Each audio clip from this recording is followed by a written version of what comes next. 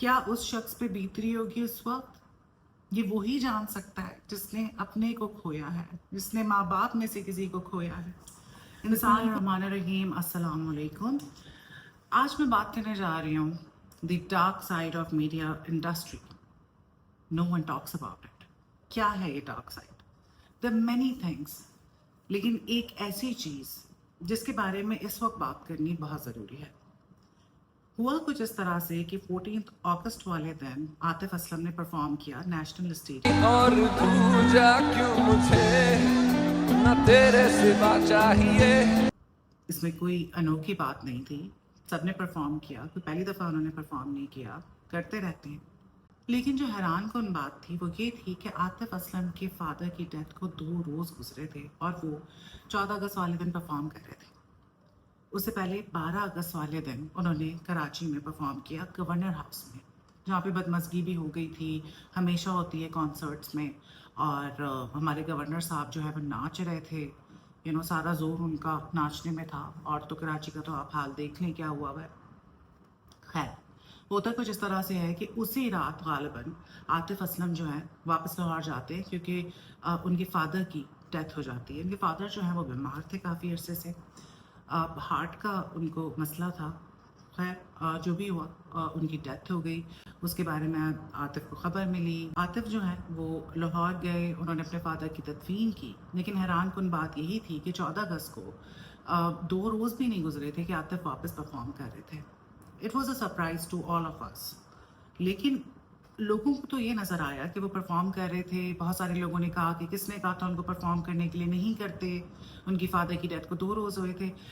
लेकिन जो background story होती है वो बहुत मुख्तलिफ होती है। मैं इसके बारे में क्यों बात कर रही हूँ? Because I have been through this so many times. मैंने 18 साल की उम्र में अपना करियर स्टार्ट किया था टीवी के साथ एज अ जर्नलिस्ट। फिर मैं मॉर्निंग शो कराती रही, मुख्तलिफ शोज़ मैंने करवाए। और टीवी के साथ मैंने शोबिस के लिए मैंने काम किया, ड्रामे मैंने काफ़ी सारे करवाए। तो मुझे पता है कि ये मीडिया के लोग जो है कितने मीन होते हैं, कितने सेल्फिश होते हैं और अपना काम निकलवाने के लिए किसी भी हद तक जा सकते हैं। ऐसा ही कुछ हुआ आतिफ असलम के साथ भी। आतिफ असलम को क्यों वापस आना पड़ा? वो इसलिए क्योंकि ये जो स्पॉन्सर्स होते हैं, बेसिकली स्पॉन्सर्स तो ये जो ऑर्गेनाइजर्स होते हैं, इवेंट मैनेजर्स होते हैं, ये वाला जो सारा गवर्नर हाउस का और 14 अगस्त को जो हुआ, ये तो सिंध हुकूमत ने करवाया।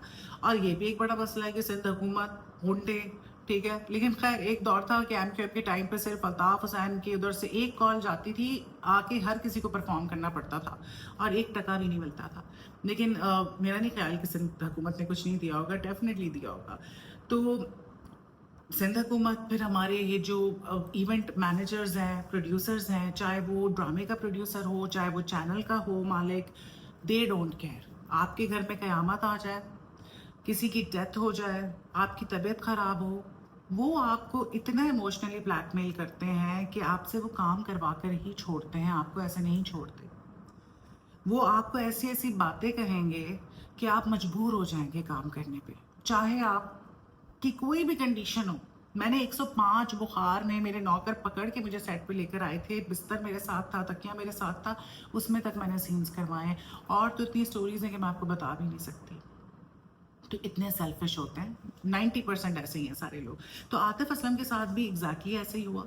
उनको ब्लैकमेल, डेफिनेटली इमोशनली ब्लैकमेल किया गया कि जी स्पॉन्सर्स हैं, तुम्हारे नाम पर आए हुए हैं, क्या होगा, वो भाग जाएंगे, हम तो लुट जाएंगे, हम तो बर्बाद हो जाएंगे। और फिर ये भी डर होता है कि आपको ये कहते हैं कि जी फॉर अ लाइफ टाइम आपको बैन कर दिया जाएगा, ब्लैक लिस्ट कर दिया जाएगा, फ्यूचर में आपको काम नहीं मिलेगा। इस तरह की तो ब्लैकमेलिंग आप सोच भी नहीं सकते कि कितनी ज़्यादा है। तो आतिफ असलम को तो कोई पैसों की कमी नहीं है, ठीक है ना ही। आई एम 101% श्योर उन्होंने रिफ्यूज़ ही किया होगा, लेकिन उन्होंने मजबूरी में करवाया। क्या उस शख्स पे बीत रही होगी उस वक्त, ये वही जान सकता है जिसने अपने को खोया है, जिसने माँ बाप में से किसी को खोया है। इंसान को होश नहीं होता इतने रोज तक। और उस आदमी ने इतने लाखों लोगों को एंटरटेन किया, करोड़ों लोगों ने उसको देखा दुनिया भर से, और उसके दिल का क्या हाल था, उस पर क्या बीत रही थी। बातें करना बहुत आसान होता है, लेकिन अपने आप को उस जगह पे रखना वो बहुत मुश्किल होता है। इस चीज़ का अंदाज़ा सिर्फ वही इंसान लगा सकता है जो इस तकलीफ से गुजरा हो, जिसको पता हो, जिसके दिल में दर्द हो, दूसरों का भी दर्द वो महसूस कर सकता है। बाकी तो फिर हमारे पास तो इतना नफसा नफसी का दौर चल रहा है, पूरी दुनिया में चल रहा है, लेकिन हम तो अपने आप को मुसलमान कहते थे, कहते हैं भी, लेकिन हम में से रहम ख़त्म हो गया है, एहसास ख़त्म हो गया है। क्या वो जो स्पॉन्सर्स थे या वो प्रोड्यूसर था, इवेंट मैनेजर जो थे, क्या उनके माँ बाप नहीं हैं? क्या उनके घर में कोई ट्रेजेडी नहीं होती? होती है, लेकिन ये लोग बहुत बेहिस हैं, ये इसके बारे में सोचते ही नहीं है। तो ऐसा कुछ हुआ आतिफ असलम के साथ, और इस पे इनडायरेक्टली लोगों ने आवाज़ उठाई। जैसे पहले मसला हुआ था कि जी पेमेंट्स का इशू था, उस पर मेरीन जब बाद में बात की तो उसके बाद लोगों को याद आ गया, वरना नहीं कोई बात करता। सबको होता है कि हमने अगर बात की ना पेमेंट की, या कोई भी अभी कोई बात नहीं करेगा कि जी ये किस तरह से आपको ब्लैकमेल करते हैं मीडिया वाले काम करवाने पे, चाहे आपके घर में कोई मौत क्यों ना हो जाए, कोई नहीं बात करता। कि हम बात करेंगे तो हमसे काम छिन जाएगा, हमें काम नहीं मिलेगा। इतने दुनिया में मगन हैं, मटेरियल के पीछे इतने पागल हो रहे हैं कि they don't talk about this. भाई रेज योर वॉइस। अल्लाह ने आपको किस लिए ज़बान दी है? आप जो है नाहक आपके साथ हो रहा है और आप होने दे रहे हैं, आपको फ़र्क ही नहीं पड़ रहा। जब भी तो स्टॉप नहीं लग रहा ना इन सारे मामलात को। कोई आवाज़ उठाएगा तो किसी को शर्म आएगी, लेकिन नहीं, परवाह ही नहीं है। परवाह है तो जी पैसे आते रहे और आप अगलों का जुल्म जो है वो बर्दाश्त करते रहे, तो भाई करो आप जुल्म बर्दाश्त, यू नो। सो ऐसी ये बैकग्राउंड स्टोरी है ना, वो बहुत डिफरेंट होती है। इस तरह से जो है आतिफ असलम को उन्होंने इमोशनली ब्लैकमेल किया, ट्रैप किया। वही बात कि करोड़ों रुपए के स्पॉन्सर्स आए हैं तो ये हो जाएगा, क़यामत आ जाएगी। कोई क़यामत नहीं आती। इतने सारे आर्टिस्ट थे जिन्होंने परफॉर्म किया, एक अनाउंसमेंट करनी थी कि भाई आतिफ असलम के साथ ट्रेजेडी हो गई है, बाद में करवा लेते कुछ यार। उसने कहाँ भागना था, वो तो इतना जिसे कहते हैं ना थॉरो प्रोफेशनल आदमी है। पूरे करियर में आतिफ असलम का स्कैंडल सामने नहीं आया, किसी कंट्रोवर्सी में वो नहीं रहे, कोई ऐसी चीज़ नहीं आई। अगर कभी किसी ने बात भी कर दी है तो ही केप्ट क्वाइट। किसी चीज़ में, इस किस्म की फजूल की चीज़ में उन्होंने कंट्रीब्यूशन कभी भी नहीं किया। He is so decent, seasoned, इंतहाई कंपोज्ड।